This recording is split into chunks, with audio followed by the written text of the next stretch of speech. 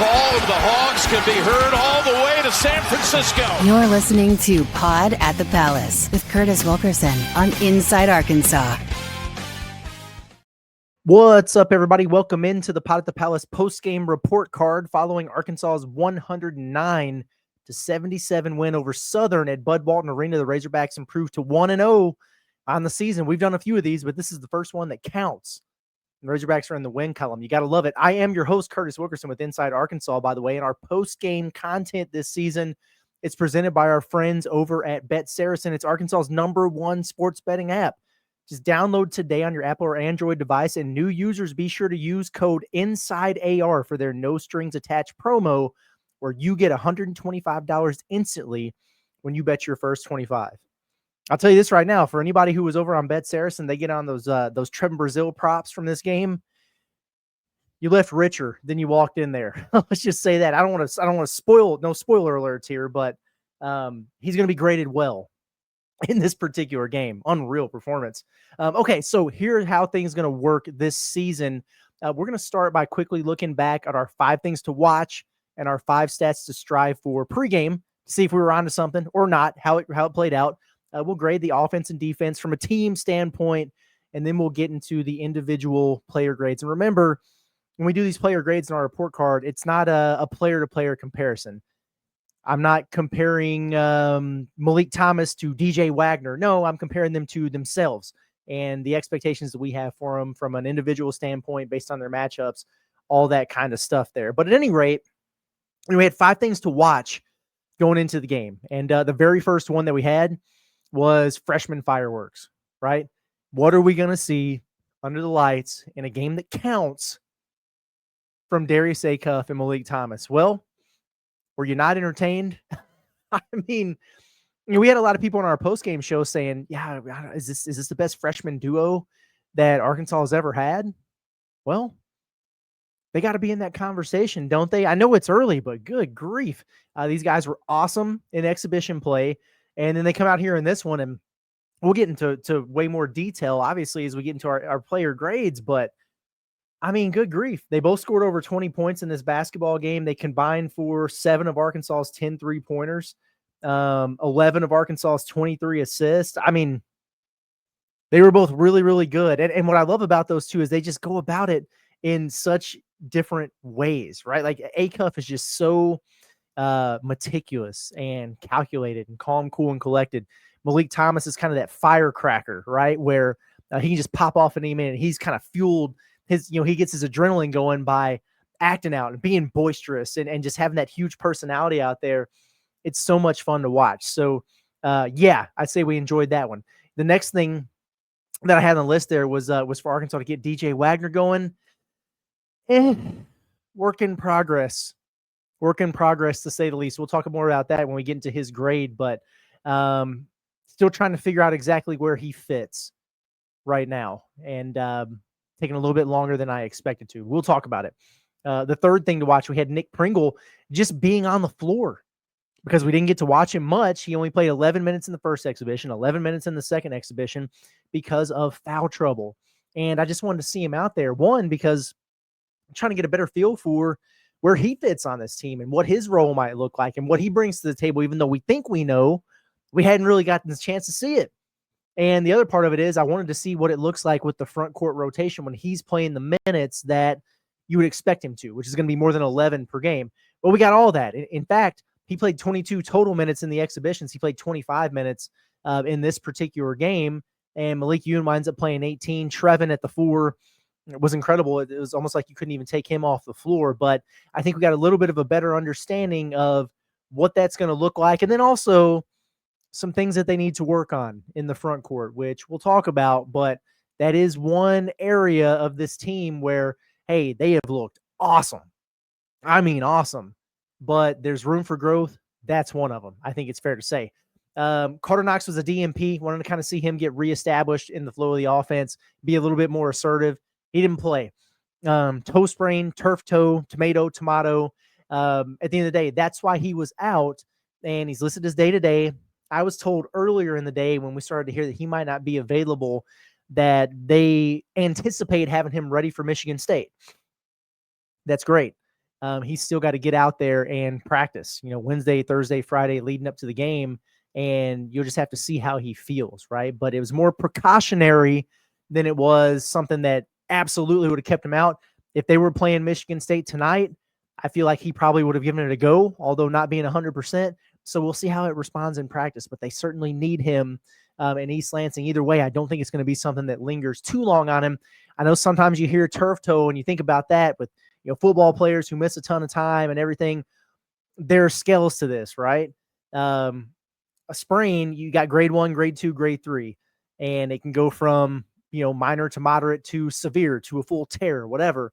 As I understand it, at least he's on the lower end of that. Now, you don't want it to continue to be something that bothers you throughout the course of the year. Like, you want to kind of nip it in the bud, and you also don't want to make it worse. So the way to do that is by resting, by staying off of it, by getting a lot of treatment, and that's what he's been doing. But that's kind of where we're at with Carter at the moment here. The last thing on our 5 things to watch was killer instinct and just keeping your foot on somebody's throat. I got to admit, there were some times where they got a little bit casual out there. And I think right away, within 90 seconds of the start of this basketball game, you could tell what Arkansas was capable of doing in this one. And I think the players knew that too. And so whenever they really wanted to assert themselves, okay, if it's getting a little too close, let's go on a little quick 10-0 run. They did it. All right, they hit a couple threes in a row. We were being a little bit lazy on our closeouts. Let's shut them down for a few minutes. Whatever they wanted to do, they did. They just didn't do it consistently over the course of the 40-minute game. That's good because Cal kind of called him out for it in the post game. He wants them to produce for a full 40. And it's got to be regardless of who you play against, what the opponent is, the level of competition. You play to your standard, not to somebody else's. And hey, Arkansas won by 30 plus, but in a lot of cases, you don't get anything out of that, right? There's not a whole lot that you can take away from it. A lot of coachable moments, teachable moments in the film. They're going to have some of those in this one. I'm guaranteeing you that Coach Cal is probably going to overdo it in terms of scrutinizing some of those things to get them motivated for Saturday. Our 5 stats to strive for, just real quick, we'll run through them. The first one, want to see Arkansas make 8 or more 3-pointers. They made 10.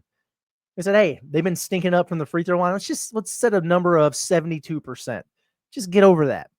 How about 86% on a ton of volume? That's good. Southern last year, top 20 in the country in turnover percentage and steal percentage. Defensively, hey, let's keep it under a dozen turnovers. Arkansas only had 9 in this game. Challenge the Razorbacks to get 40% of their offensive rebound opportunities. Rebound 40% of your misses, I guess you should say. Arkansas rebounded 14 of its 36 misses. That's 38.9%. So that's actually very, very close. And then we're keeping our dunk meter throughout the course of this season. Arkansas was high flying in this one. They had 7 dunks on 8 attempts. I guess Sealy missed one a little bit late in the ball game, but certainly remember TB's dunks, and they were crazy. He almost ended a dude that he got fouled on. If you guys saw that poster attempt, I think it would have been better than the one against South Dakota State a few years ago. I cannot believe that kid challenged him. That was almost nasty, but he had a big one in there. Nick Pringle was throwing down some lobs. Malik Ewan had a slip through dunk at one point. So the high flying Hog, man, it just continues. It's going to be one of those teams that plays above the rim. It's real exciting. And like we said, if you're a casual basketball fan, what do you want to see? Dunks, threes. That's what gets people going. Offense, 10 3-pointers, 7 dunks. I'd say that would qualify as a good day at the office. All right, Razorback fans, let's talk insurance here for just a moment. Nobody wants to deal with the hassle of shopping around, and that's why I use and recommend OZK Insurance. They're based right here in Arkansas, and they shop multiple carriers to find the best coverage and price for you, whether it's home, auto, business, you name it. Whether it's Saturdays at Razorback Stadium or everyday life, you want protection that you can count on. With over 600 5-star Google reviews, you can count on OZK Insurance. Get a free online quote today at ozkinsurance.com or call 479-715-4200. It's OZK Insurance, protection made simple. Okay, so let's get into our grades here. We will start with the team stuff, offense and defense. You guys know the drill at this point. Offensively for Arkansas, listen, man, I'm going to go A. I mean, hell, what more do you want? No Carter Knox, who, has an argument to be on your, be your leading scorer, at least one of your top couple guys. I mean, he's a projected draft pick, maybe your most talented returner. He doesn't play in this game, so you got to extend the rotation out a little bit. You score 109 points without him. Arkansas hits 10 threes, 28 attempts. That's more than I think they'll take in most games this season, but that's 35.7%. Give me that literally every game, and I'm fine with it. We talked about the struggles with free throws. Arkansas missed double-digit free throws in both of their exhibitions, shot under 70% in both of those games, 25 of 29 up there for the fellas. That's real good. And just kind of looking through this, sometimes you think, okay, was it just who was taking them? Was it all the guards? Well, Isaiah Sealy was 6 for 6. Not bad for the young freshman there. Malik Thomas was the first guy to miss one for Arkansas. He goes 3 of 4, but how many in a row had Arkansas hit before he missed that one? Darius Acuff, 3 of 3. That's great. But how about Trevin Brazil? We know some of his struggles from last season, about 60% from the line, missed some tough ones in crunch time and some big games. 8 of 10 for TB in this one, 25 of 29. That's a really good job. We mentioned a minute ago, Arkansas trying to limit the turnovers in a game like this, maybe get those assist numbers up a little bit. At the end of 23 assists to 9 turnovers, that's really good work. Really good work for the Razorbacks. Rebounded nearly 39% of their misses, which is a great number, and they wound up getting 16 second chance points off of 14 offensive rebounds. I'll take it. A little bit over a point per there. They got out in transition. As I'm looking at this here, Arkansas did. They had 48 points in the paint and then 32 fast break points. So sometimes when you see a team that shoots a ton of threes, you wonder, what did that look like? Were they clunky in the half court? Were they not getting, their paint touches and everything? No. It wasn't that at all. Arkansas was highly efficient in there. So I think a job well done on that end of the floor. I'm happy with it. Defense, on the other hand, I think I'm going to go C for the defense for Arkansas. Now, don't get me wrong. I meant what I said earlier. At any point, if Arkansas had just decided, you know what, this is stupid. We're not letting these dudes score again. I really think they could have gone as long as they wanted to. Maybe you luck into a shot here every once in a while, but the defensive intensity, heating them up, harassing them, making them uncomfortable, it came in spurts in this game, and it wasn't consistent. Well, that's all you need in a game like this. It's tough to go out there against an opponent that you are superior to, and that was the case with, no disrespect to Southern, but it is what it is, man.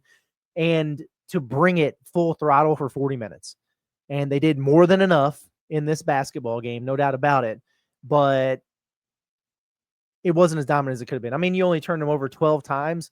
If Arkansas was defending Southern the way they defended Cincinnati most of the game, or Memphis in the second half of that game, they'd have turned those dudes over 25 times. And there were some casual closeouts that were mixed in there, and Arkansas was getting popped on far too many threes. I mean, hell, they allowed 12. I should honestly grade this lower than I am, but it's opening day and you won by 30 some odd points, but gave up 12 made threes to these dudes. Come on. And some of them were just tough shots they made over hands, but others, it was lack of effort and urgency closing out and getting a hand up. Fundamental stuff there. Got burned on a couple baseline inbounds plays, just kind of lack of focus and urgency. Not keeping guys in front, not because you can't, but because maybe you weren't given that little extra burst of effort because you knew that it didn't really matter in a game like this. Gambling some because you're thinking, dude, we're going to blow these guys out. Maybe I get this steal and I go get myself a highlight dunk. We wind up on SportsCenter. And if I gamble and I fail, are they really going to make me pay for it? So just a young team with some things they can work on, from consistency against teams that you're just flat out better than, right? I'm not sweating it too much, but 77 points to a SWAC school, even an up and down game, it's too many. The dozen threes is too many. They just never fully committed to overwhelming them when they could have at any point. Not worried about Arkansas on the defensive end of the floor, but Southern wound up having more success than Cincinnati or Memphis did, and we all know that didn't have to be the case, right? But they'll be just fine. Have no doubt about it.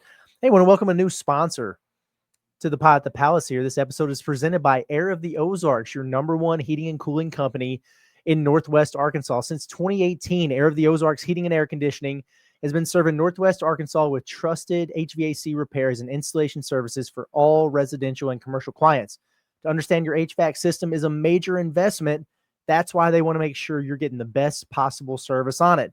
With the temperatures dropping during the winter, you need to be sure that your heating system is capable of keeping your family safe and comfortable throughout the cold season. Let Air of the Ozarks help keep you warm. Request an estimate or service by calling 479-795-2018. The first 20 callers that call in will get a free preventative maintenance or service call. Every caller that's a new customer after the first 20 callers will receive half off preventative maintenance on your service call. So no matter what, when you call Air of the Ozarks, you get a great deal. Check out their website at airoftheozarks.com. It's Air of the Ozarks. Better air, better service, just better. All right. Player grades. Now, again, Carter Knox was out. So 8 guys that we'll evaluate here. Your MVP in this game, our A+ in this game, we really had 3 options, didn't we? Guys, it's going to be hard for me not to go with Trevin Brazil. And as I talk about some of this stuff, let me actually pull up the box score that way you guys can check it out. It's got to be TB, man. He was really, really good in this one. A career high. Shout out to Trevin Brazil. 25 points in this game. 8 of 14 from the field. Knocked down a 3. We mentioned the free throws. 8 of 10 up there at the stripe. You love it. 11 rebounds. How many block shots did he wind up with? Let me look. Home blocks. Only 1 block.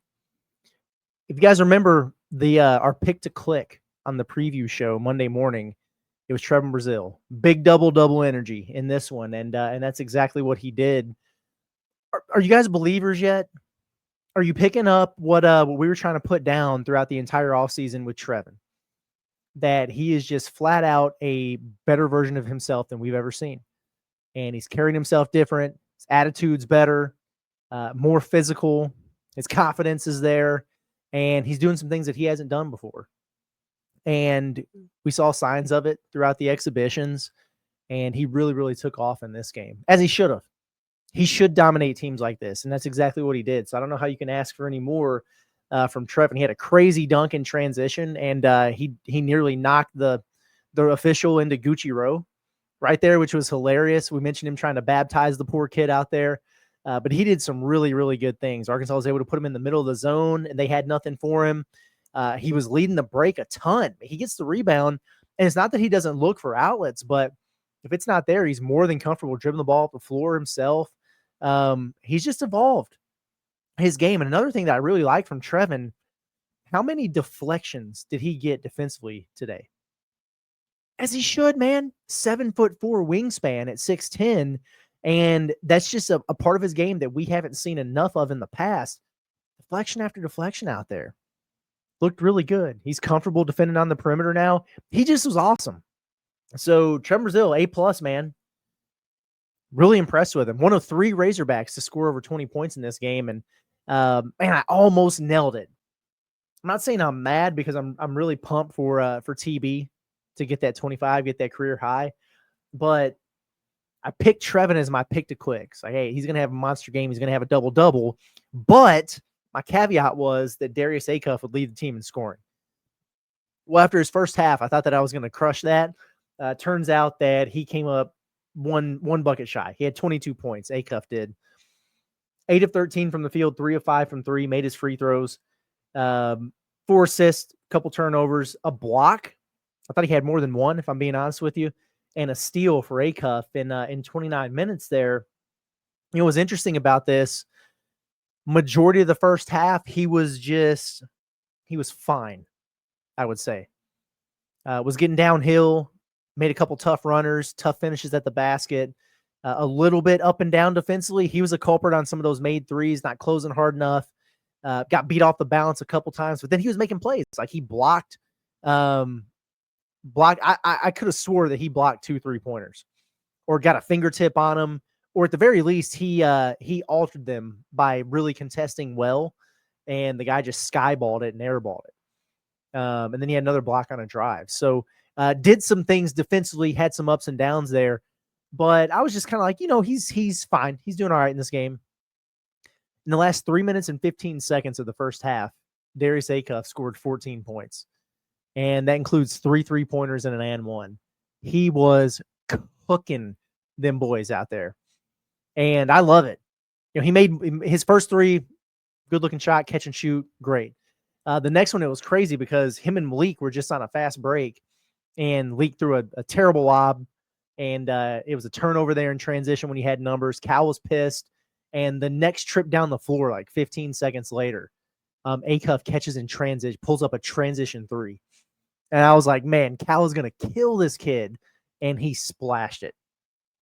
And I was like, oh, no, that's alpha energy right there from Darius Acuff. And then he had another one where he caught, kind of gathered, and he was in the deep corner at a tough angle, splashed that one home. If Darius Acuff is making threes, you can't do anything with him. He's too quick. He can get downhill anyway, whether you sag off and give him a little bit of cushion or not. But if he's making threes also, good luck. I don't know what you're going to do with a kid like that. So I give Acuff an A. I don't know if I said that or not, but he gets an A from me in this one. Still some things to work on. He's got to be better as an on-ball defender. He's been better off-ball than I thought he would be, but keeping some of these guys in front is going to be really important. Like against Michigan State, the only reason they were even remotely close in their exhibition game against UConn is because they were getting downhill and getting to the free throw line. He's quick. He's athletic. He's strong. Just got to be a little bit more aware. Get that foot out moving laterally. Keep those guys in front a little bit better. But I'm anxious to see him playing a huge game like this. It's going to be a lot of fun. Malik Thomas, he's going to get an A from me as well. The crazy thing about Malik, do you guys know he started 1 of 6 from the floor in this game? I was kind of looking at it thinking, well, he's probably going to have some of this. He's going to be streaky. There will be some ups and downs here and there. And, at halftime, and he got a couple buckets to go before the half, made one of his threes and had a couple good moments there. I think he had 10 points at the break, and maybe he's like 3 of 8 or something from the field. It's like, all right, so he's getting it going a little bit, but you look down, and even though he was struggling with his shot some, he missed some clean looks that he would normally make. I was like, oh, well, he's got 4 assists and 3 steals at the moment, and he just continues to impact the game in so many other ways. He's just a playmaker.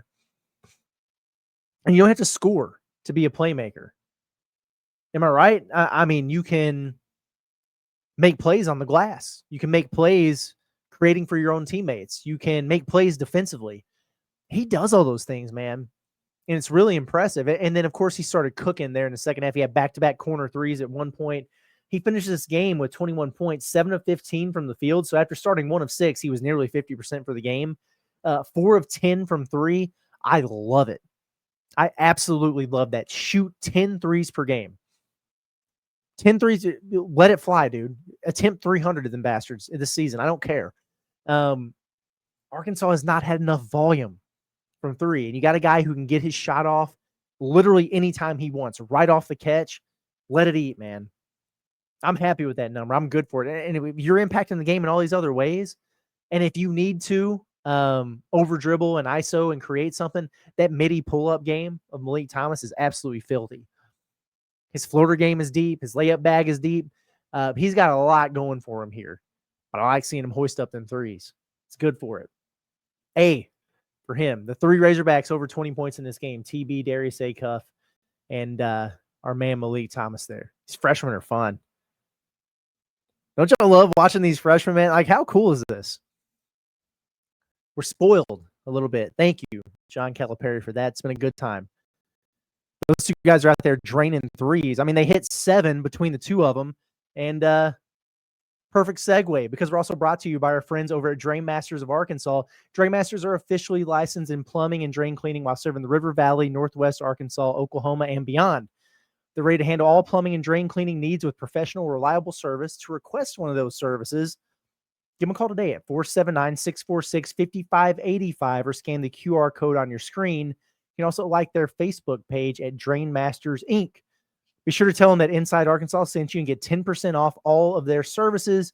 Anything and anything plumbing related. No job is too big or too small. Drain Masters of Arkansas has you covered. Okay. So we glazed the guys that were balling out, right? Now let's talk about some of the others here, because I feel in a way similar to how I did after that Memphis exhibition. I was trying to toe a fine line because I didn't want to come across as like mad about the performance or overly critical or anything like that. And they won by 20 some odd points. It was awesome. Same thing here. Like, it's your opener. You score 109. You're down one of your best players. You notice how Arkansas doesn't make excuses about that, by the way. They just go play, and guys elevate their game. They get wins.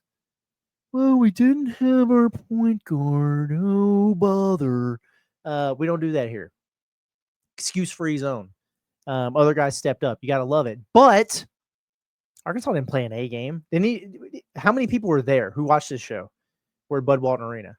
Do you feel like Arkansas played their A game? You guys that watched at home throughout the course of this one, did you feel like Arkansas played an A game? They had spurts where they did it. They had a few guys who did it, but for the most part, got me out like, I don't know, C+ game. Left a lot on the table defensively, B- game maybe. The point is, this is a group that can beat somebody by 30 without having their best and without having everybody firing on all cylinders. That's what makes them dangerous moving forward, because there is room for growth. There is levels that you can improve, and there's another gear to this team when everybody settles in, figures out what their roles are going to be, and they start to thrive. So none of this is trying to be overly critical, but there are some guys who are further along than others right now. I think everybody's going to catch up. Okay. DJ Wagner, I'm giving him a C. And maybe that's a little bit ambitious, honestly. He was vintage early in this game. What did he do? Downhill, left-handed finish, catch and shoot, rhythm 3, had 5 early points, and then it was cardio for the remainder of the first half when he was in there. And it's not always his fault. And you had some other guys who were cooking, but he just disappeared for a very long stretch in there. There were times where I thought he was really, really locked in on the defensive end and was applying ball pressure, playing with some physicality there at the point of attack, which you love. And then he was one of the guys who was getting popped on those threes, kind of casual, closing out, picked up some cheap fouls you don't normally see from DJ.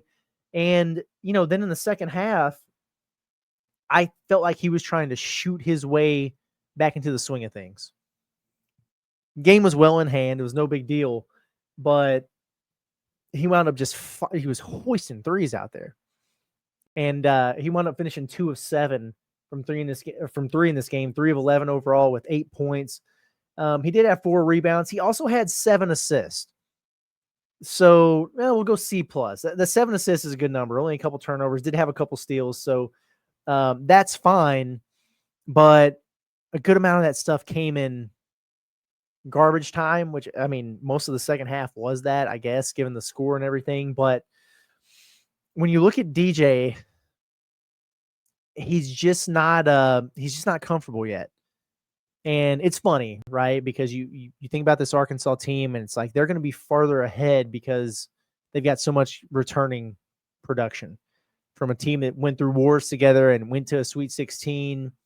They understand the system and the playbook and the coaching staff and the expectations. They played with each other. So that makes you think that all those guys are just going to be fine. It's going to be everybody else that's trying to figure it out. Well, every team takes on its own identity, right? And you got to figure out what your role is in that.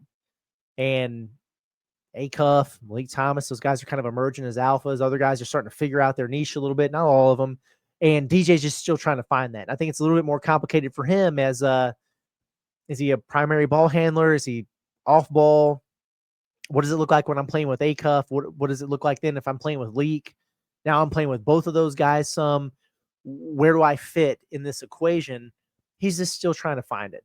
And I wouldn't even say he's pressing much. I haven't felt like DJ was pressing maybe until late in the game today a little bit to figure that out. I'm not worried about DJ Wagner, man. He's going to be just fine. I just wonder how long it's going to take for him to settle in to where he needs to be. And where he needs to be is right where he's always been for Arkansas, which I think is right in that, 10, 11, 12 point per game range, playing great perimeter defense for you, and, serving as a leader on the floor. And, I think we could all agree that he's a better player than we've seen so far. And he's just got to figure out where he fits. with this particular group. Nick Pringle, I'm going to, B for Nick Pringle. Like if you look at his stats at the end of the game, he played 25 minutes. He only had 3 fouls, so he kind of stayed out of that nonsense again. And he goes for 8 points, 8 rebounds, 4 of 7 from the field. Like, I mean, that's great for Pringle. I would take that if you told me I could get 8 and 8 out of Nick Pringle in 25 minutes every game, I would take that. Absolutely. What did he do? Offensive rebounds, putbacks, lobs. The end. It's so cool, man. Diving on the floor for loose balls. Every time I looked up, he was diving for a loose ball. Plays with physicality, brings you all those things there. Wasn't super flashy, nothing like that. Now, my only irritation throughout the course of the game was there had to be 3 or 4 times that they dumped it in there to him on the block. And it was just Nick Pringle versus somebody on Southern's team in a one-on-one block ISO. And he never looked to score. You're on the block, and it's barbecue chicken alert in there. And he never looked to score. Kick it out, dribble handoff, let me pass it out and come set a ball screen or whatever. Man, take these opportunities to work out on somebody. It doesn't have to be anything sexy, man. One dribble, jump hook over the left shoulder. That's baby food. That's easy money. That's all day baby gravy for a guy like Nick Pringle. So I would just like to see him be a little bit more aggressive there. And the reason why is because what do we keep hearing all summer? Hey, he's better at everything than we thought he was. And we're challenging him to take those shots and to be more aggressive offensively. We want him to be comfortable being uncomfortable. And man, it's a great opportunity to test everything that you worked on, especially when you only played 11 minutes in both of those exhibition games. And now you got a chance to showcase a little bit, establish yourself. It's like, man, go get your buckets, buddy. I like Nick Pringle underneath the rim more than, some of the things he was kicking out there too. So, hey, like I said, you want to give me 8 and 8 from Nick? Just tell me I can pencil that in every night. Cool. But he was capable of more in this game, and I'd like to see him tap into that a little bit. Hey, if he's going to be a putback merchant and a lob threat, that's okay. But throw a little jump hook in there, baby. We know you can do it. We saw you do it to Big Z over and over and over again when you were in South Carolina last year. So get a little bit more aggressive in there, man. Billy Richmond, I'm kind of a little bit frustrated for Bill, not at Bill. C in this game. Like I didn't think Billy did anything particularly poorly besides foul that 3-point shooter at the end of the shot clock and for that 4-point play. I know that was real irritating. It just sucked because Carter is out. So this opens opportunity for other guys. And Billy gets the start. He earned it. You can make an argument that he should have been in the starting lineup all along, right? And then at the end of the day, you look up and he plays 16 minutes in a game where he probably could have and should have played 30, right? It's because he fouled out. 5 fouls in 16 minutes. Was 2 of 4 from the field. He got downhill a couple times, missed a couple good looks from 3. Only 3 rebounds. Whatever. It just right away he kind of pickpocketed a kid. And I was thinking he's going to absolutely feast on these dudes. It was foul trouble. They kind of derailed the night for him. So I could look at it and say, man, he should have done a lot more. This is an opportunity missed or whatever. You could have Wally pipped Carter. I'm not going to do any of that. No overreaction here, but I'm sure that he expected more from himself and they expected more from him with the opportunity that he had there. And it's unfortunate that against a team like Southern, it kind of got derailed by foul trouble there for him. Who else? Who have we not talked about yet? Oh, Malik Ewan. C-, man. Was I too high on Malik Ewan? Or was I just right on Malik Ewan? Because the whole thought process on him, if you go look at his season stats at Florida State, you think, damn, this dude's a bucket. He's a big-time rebounder. This is awesome. But if you talk to folks and you dig a little bit deeper, it was always he will look like an All-American one game and then just looks out of it the next. And the biggest challenge is consistency and keeping that motor running hot at all times. We have to get into the whole thing again. We talked about it plenty. And Cincinnati, the motor was shut off. Memphis, it was on, and he was awesome. Southern, I would say it was shut off again. And he finishes this game 6 points, 2 or 3 from the field, made both of his free throws, which is good. 4 rebounds total. Come on, man. 3 offensive, which is fine. And that's pretty much it. Now, I will say it was nice to see him in a pick and roll defense situation where he was able to impact the screen, recover, and force a turnover. Love seeing that. But it's just a little too casual out there. And some people said he's lazy and stuff. I don't, people operate a little bit differently. You could look at Darius Acuff at times with just how relaxed and mellow he is and accuse him of being lazy, but he's not. And with Ewan, sometimes it's awareness maybe, but he just looks a little bit casual out there. I just want to see him have a nose for the defensive glass the way he does the offensive glass.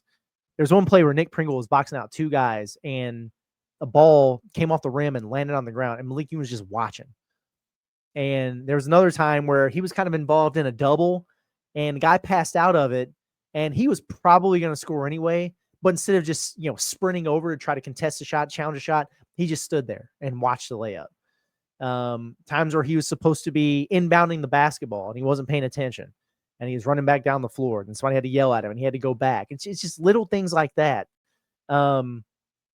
Opportunities offensively where just kind of, nonchalantly jogging up for the ball screen action, leaving early, not rolling with a purpose, and then not getting a touch. Where if you sprint up there and you get set and you screen that guard hard and then roll on him, you're going to be able to have an opportunity to get the ball down there in scoring positions. So it's just little things, finite things. When he's dialed in, he does all that, and he looks great. And when you turn it down one notch, then you can kind of get nights like this. He should have absolutely feasted on these dudes. So my expectations personally are super high for Malik Ewan because I just know how talented he is. And damn it, I really do believe he's an all SEC center if that thing's running hot at all times. Against a team like Southern, you should get more than 6 and 4 in a casual outing. So anxious to see what he looks like in a hostile road environment against a big physical Michigan State team. Some people might look at that and go, man, is Arkansas going to get worked inside? Is he physical enough in there? Is it, they just got to play Pringle 40 minutes so they can get rebounds. But sometimes that's exactly what you need to get yourself kickstarted and you level up a notch. And I hope that's what we see from Malik Ewan. Isaiah Sealy, I'm gonna give him an A-. It was funny because he was the other guy that really, if there's a benefit to not having Carter Knox, but it's opportunity. And he got that in this game. Now, he almost ruined it because he came in at the 13-minute mark of the first half, made a couple free throws, which was good. But then, he just had a middle drive where there was nobody between him and the basket. Like, it could have been a highlight dunk. And I think he got caught in between. I can't believe the lane's this open. I was going to pull up and shoot a jumper, but now I feel like I can get to the rim. And it was like this awkward 15-foot runner floater kind of thing. I didn't like that. And he pulled him right out of there. We didn't see him again for a while. And I was thinking, dang, man, he just had his opportunity. He blew it. But he got back in there in the second half, and I thought he looked really, really good. Started to settle in, started to get more comfortable. He did not want that ball in his hands early in the game. And that's been unlike him. It's one of the things that has impressed me most about Isaiah Sealy as a true freshman is he's fearless. And he wants that rock. And he's not scared to cook a little bit. And he gets out there again in the second half, and he immediately goes coast to coast for a layup. And he's being more aggressive, and he's got dunk attempts out there. He finished with 12 points in this game. Arkansas had the 3 20-plus point scorers, and then Sealy was the other guy in double figures. With 12 points, had 3 boards, a couple assists in there, a steal, in 17 minutes of action. That's something to build on. Because when guys get injured and they're out, like we've had in game 1, go figure, Arkansas can't even get through one damn game, with having a full healthy roster. But it's not just going to be Card. There'll be other guys who miss time or in foul trouble or whatever. And are you going to tighten it down to a 7-man rotation again? Or will you be confident and comfortable with letting a guy who's super talented like Isaiah Sealy get in there and work? Well, the more opportunities he takes advantage of early like this one, the better it's going to be for him. So good on Sealy, man, for getting in there and making some things happen. If you go look at the season stats now, the box score, there he is. 4th on the team in scoring. Isaiah Sealy. Who'd have thunk it? He's only going to get better and better. Only going to get better and better. And I can't wait to see what the future has in store for him. But I think that does it. Did we get through everybody there? Let me go down the box score. I want to make sure I didn't miss anybody. A Cuff A, TB A+, DJ C+, Nick B, Billy C, Leak A, Malik Ewan C-, Isaiah Sealy A-. Yeah. Shout out to Elmer Zaffich for making a free throw. He's on the board too for the Razorbacks. He got in there in the at the end of the game. So did Jaden, so did Amir Brown, Carlette. Well, those guys all got in there for a couple minutes there at the end, and that's good. Good to see for those guys. Arkansas was not able to do that much last season because A, they didn't have the players like physically, and B, they weren't blowing teams out like this too often. So good to see. Good stuff from the Hogs. 1-0 on the season. Up next, head to East Lansing on Saturday for this road trip to Michigan State. It is going to be a doozy, and we're going to be fully broken down, prepped, locked and loaded, and ready for that one throughout the course of the rest of the week here on the Pod at the Palace. Been Curtis Wilkerson with Inside Arkansas. Appreciate you guys for tuning in as always. Shout out to the Coffee Club, the Commute Crew, all you guys out there for listening in. Subscribe to the Inside Arkansas YouTube channel if you haven't done so already. Subscribe to the podcast, Apple, Spotify, wherever you listen. We'll see you again in the morning. You guys have a good one. Appreciate you.